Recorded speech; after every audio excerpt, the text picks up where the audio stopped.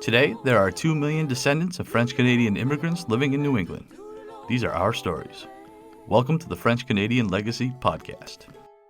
Venez tous jeunes filles et garçons, je vais vous raconter l'histoire de notre immigration ici au USA, de grands aventuriers de pays étrangers.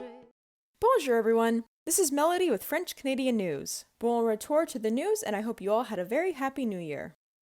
We'll start with an article from the Bulletin titled, French Canadian History Inspired Bend Author's Daughter of the King.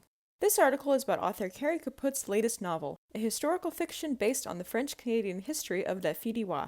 The main character of the book, Isabelle, is a young woman who must flee persecution in France and escape to Canada. Caput recently announced a sequel, so get reading on this first book. The Acadian Archives blog has a new post by director Patrick Lacroix titled, The Unique Story of Public Education in Northern Maine. This post highlights the unique religious education in the St. John Valley of northern Maine, which lasted over a century. Check out the Acadian Archives blog for future posts, and check out Lacroix's own blog, Query the Past, for more historical blog posts. Are you a die-hard Kerouac fan? Get ready for another year of Lowell Celebrates Kerouac, the committee that advocates the Lowell community to keep the legacy of Jack Kerouac alive. The Jack Kerouac Foundation has plans to pursue funding for the establishment of a Jack Kerouac Museum and Performance Center in the magnificent former St. John the Baptiste Church, which was completed in 1896 to serve Lowell's once booming population in the city's Little Canada neighborhood. Check out the rest of this blog post, Jack Kerouac Centennial in 2022 by Juliana LaRue for more information. There are 2 new episodes of Franco Foods since the last French-Canadian news segment, so be sure to give those a watch. One episode features Taste of Quebec with Creton with guest Melissa Gray, who shares her grandmother's recipe with us. The second latest episode is a Taste of France with Financier, or French tea cakes. Learn a new recipe or remember an older one by checking out the episodes.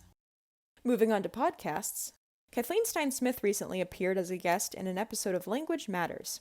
This podcast is produced by the Tennessee World Affairs Council and discusses the language learning deficit in America.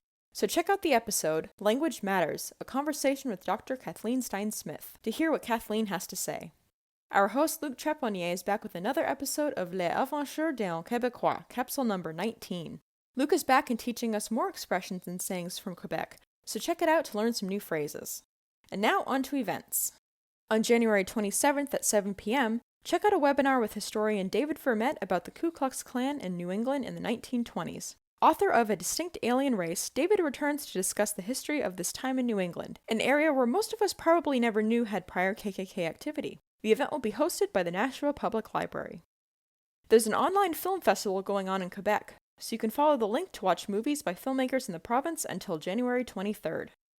On January 29th, if you're near Fort Wayne, Indiana, you can join the historical fort built by the French for a Nouvelle-Année 1750s celebration. You can see historical reenactments of French soldiers, habitants, voyageurs, and their Miami native allies as they endured the chilly winter months, as well as other reenactments of historical events that took place at Fort Wayne. This event will be free will donation and is sponsored by the historic Fort Wayne and Les Garrisons du Pays d'Or. That's all I've got for you this time. Everything I've covered today will be linked in the French Canadian Legacy podcast episode description. Merci for listening. Thank you, Melody. Now, this week's guest is someone we probably should have had on the podcast quite some time ago. It's definitely an interview I had been looking forward to for quite some time. I had the absolute privilege to be able to speak with Joseph Dunn, who's somebody who's definitely going to be known quite well to a whole lot of listeners of this podcast, certainly anybody who is in the Louisiana area.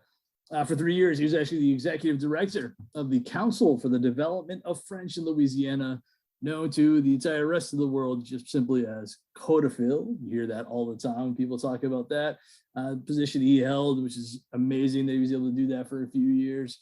He's currently the head of communications and public relations for a really cool site called Laura, which we'll talk about. It's a plantation, Louisiana's Creole heritage site, which is super interesting.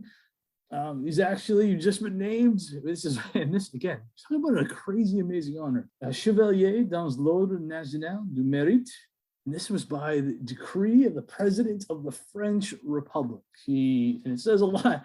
I'm super excited because it says a lot for what we've been able to do, which is very, very cool that we've been able to speak to two people with it. We talked to Lise Vermette of Vermont earlier, but now getting the opportunity to talk to Joseph again, just the type of stuff that Mike and I never in a million years thought we'd be able to do when we first started this podcast. Some of these connections we'd be able to make. So you want the Louisiana story. This is an amazing story from start to finish.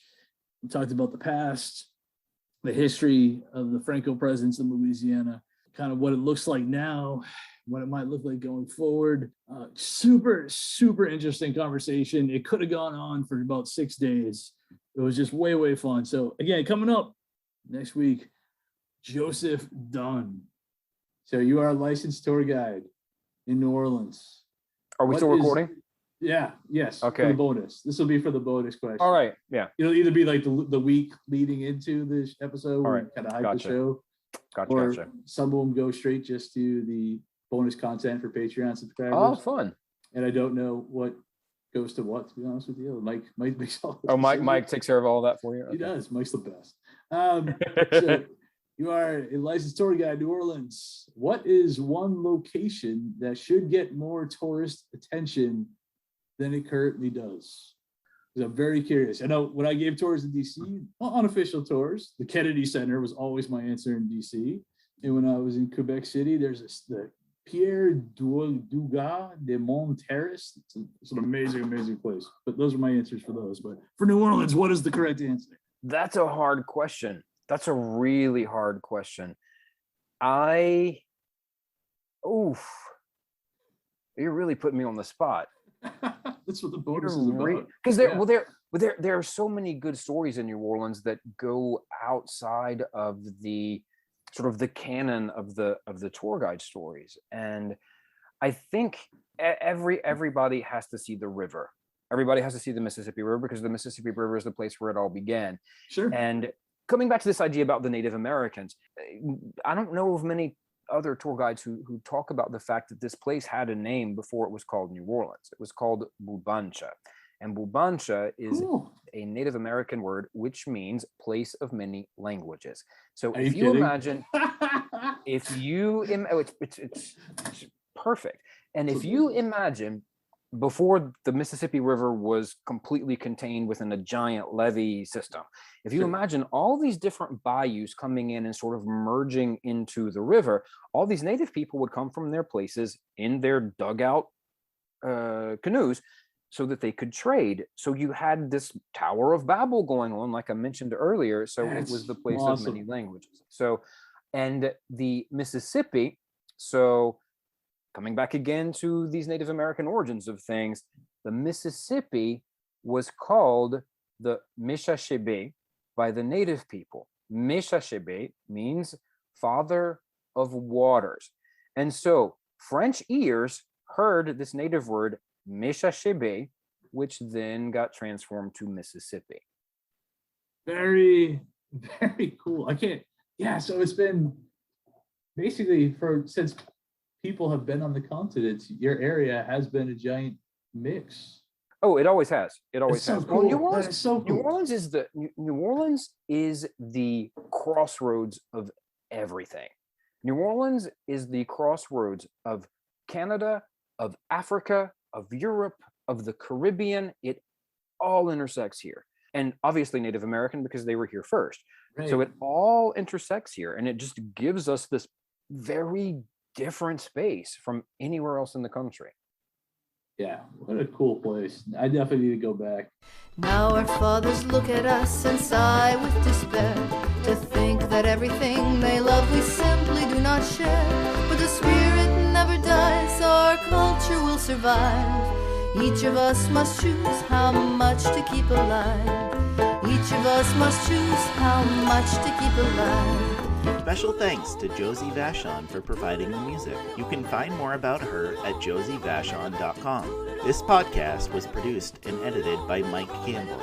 If you have any questions or comments, please email us at fclpodcast@gmail.com. You can also follow us on Facebook, Twitter, and Instagram at FCL Podcast for more information about the topics discussed. If you enjoyed the show, please subscribe and leave us a review on iTunes or wherever you listen to this episode.